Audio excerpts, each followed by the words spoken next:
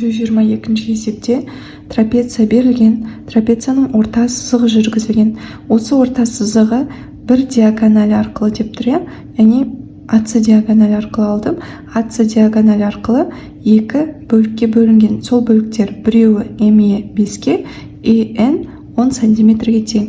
Және де диагональдары сүйір бұрышын дейді, яғни табандағы бұрыштары ғой, сол бұрыштың биссектрисасы болып табылады дейді, яғни АС жүргізілгенде бұрыша тең екі бөлікке, дәл сол сияқты ВД диагональ жүргізілгенде Д бұрышы тең екі бөлікке бөлінген екен. Бізге осы берілген трапецияның периметрін тап дейді. Шешуі. Периметрін табу үшін бізге қабырғаларын анықтау керек. Бізде ешқандай қабырға белгісіз.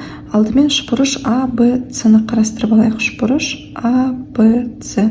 Бұл үшбұрышта ЕМЕ БЦ-ға параллель екені белгілі, және бұл орта сызық болғаннан қабырғаны тең бөліп тұр, яғни МЕ осы үшбұрыштың орта сызығы. Ендеше МЕ табанның жартысына тең, немесе керісінше бізге қажет табаны ол орта сызықтың екі еселісі. Орта сызық 5-ке тең болатын болса, онда табаны 10 сантиметр деген сөз. Біз мына БЦ-ны тауып алдық, ол 10-ға тең екен. Дәл сол сияқты үшбұрыш АСД-ны қарастырайық. Үшбұрыш АСД-ны. Бұл үшбұрышта ЕН орта сызық болады. Ол АД табанның жартысына тең. Немесе керісінше АД табаны орта сызықтың екі еселісі. Сонда 2 көбейту ЕН 10-ға тең 20 сантиметр екен. Мына табаны 20 сантиметр. Енді ары қарай біз үшбұрыш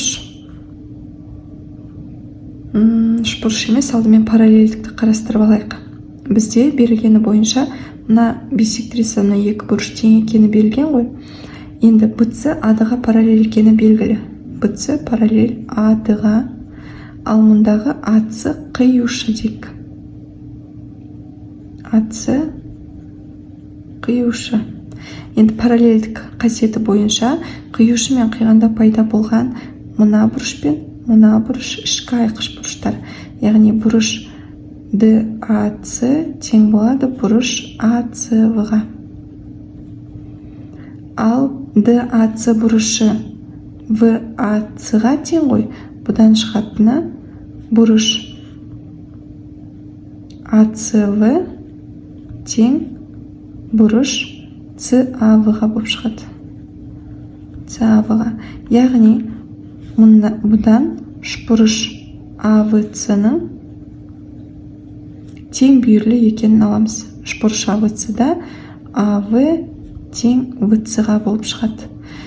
Яғни тең бүйірлі деген мына бүйірқыры мына табанына тең болып шығады ғой. Ал бізде табаны белгілі, ендеше бүйірқыры 10 сантиметр деген сөз табанына тең.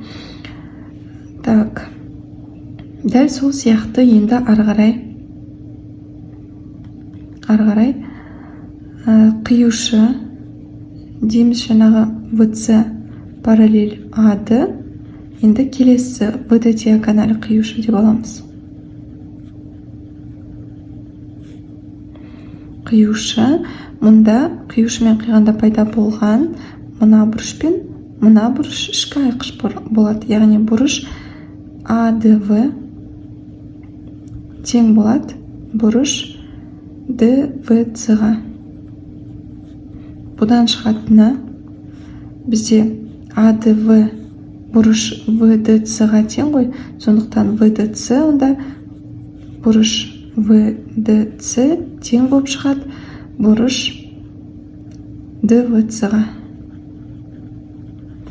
Бұдан біз мына екі бұрыштың тең екендігін аламыз.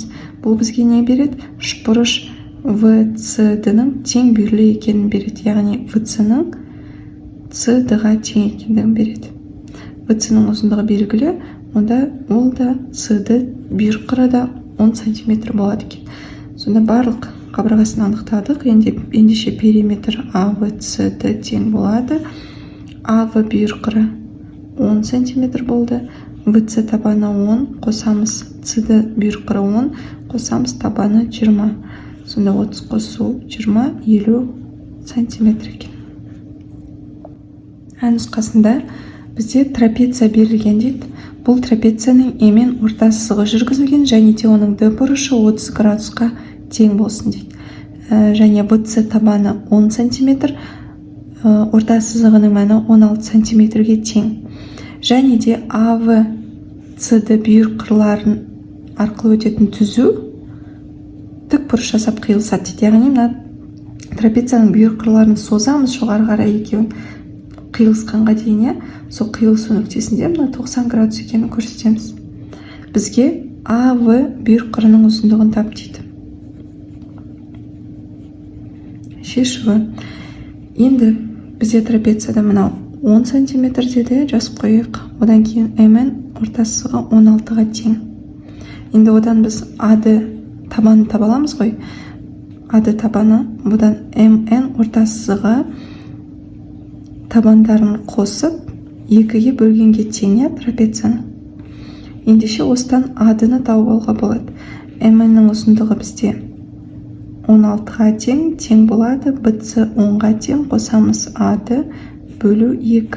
Мында көбейтеміз, 32 тең болады 10 плюс АД. Ендеше осыдан АД тең болады, ал азайтамыз 22-ге екен. Мынау 22-ге тең болып шықты. Енді ары қарай 22-ге тең болып шықты. Бізде BC табаны параллель АД-ға екендігі белгілі. АД-ға тең екендігі, параллель екендігі. Ондай болса, бұдан шығатыны мына бұрыш пен мына бұрыш, так, ОД-ны қиюшы деп аламыз. ОД қиюшы. Ондай болса, бұрыш АДН бәрібір, АДН, немесе бұрышты деп ала берсек те болады, неде? Тең болады бұрыш BCO-ға. Бұлар сәйкес бұрыштар деп жазғайық қысқаша. Сәйкес бұрыштар тең болады. Ендеше BCO-да 30 градус екен. Бұл жерде енді үшбұрыш BOC-ны қарастырамыз. BOC-да бізде теорема бар. 30 градусқа қарсы жатқан катет гипотенузаның жартысына тең деген.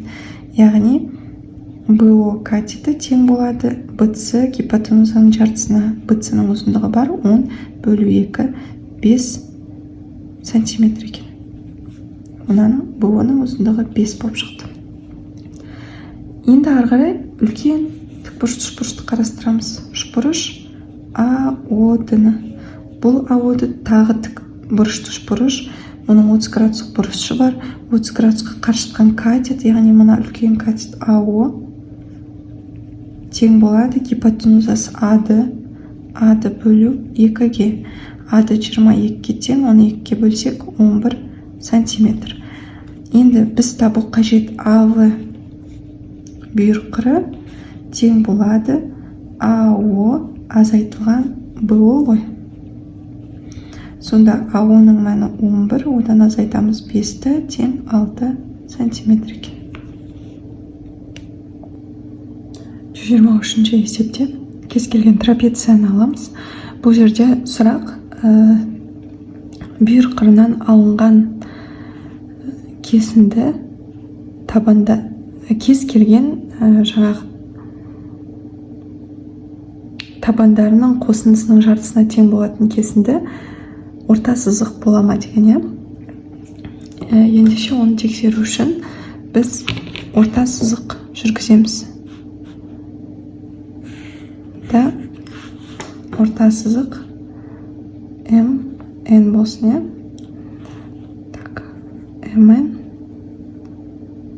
орта сызық. Ендеше ол табандардың қосындысының жартысына тең. Енді центрі N болатын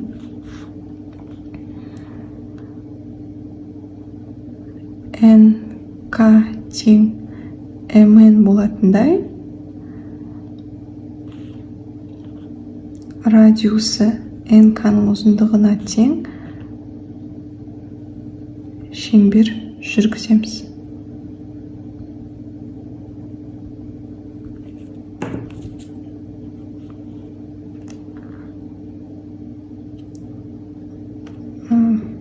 радиусы nk-ға емес mn-ға тең болатын деген. mn-ға тең болатын. nk жүргіземіз. Яғни nk бұл жерде радиус. mn-ға ұзындығы тең болатындай шеңбер жүргіземіз. Мынау радиусы шеңбердің. Шеңбер осы радиуспен былай айналып сызылады. Циркуль алып сызуға болады. Неге циркуль жоқ болып тұр? Шеңбер жүргізіп шығамыз. Сонда радиусы мынаған тең болып тұр ғой, яғни мына екеуі тең. Осы шеңберді сызып шығамыз. Сонда шеңбер АВ түзуін қиып өтеді. Соны К нүктесі деп белгілейміз. Яғни сонда пайда болған мына КН радиусқа тең ғой, радиус mn-ға тең. Яғни мына екеуі тең болса, бізде mn деген орта сызық, ол табандарын қосып екіге бөлгенге тең. Ал mn радиусқа, яғни nk-ға тең болатын болса, яғни табандарын қосындысының жартысына тең болатын, тек қана бір орта сызық бар деу қате. Сонда жауап болмайды болады.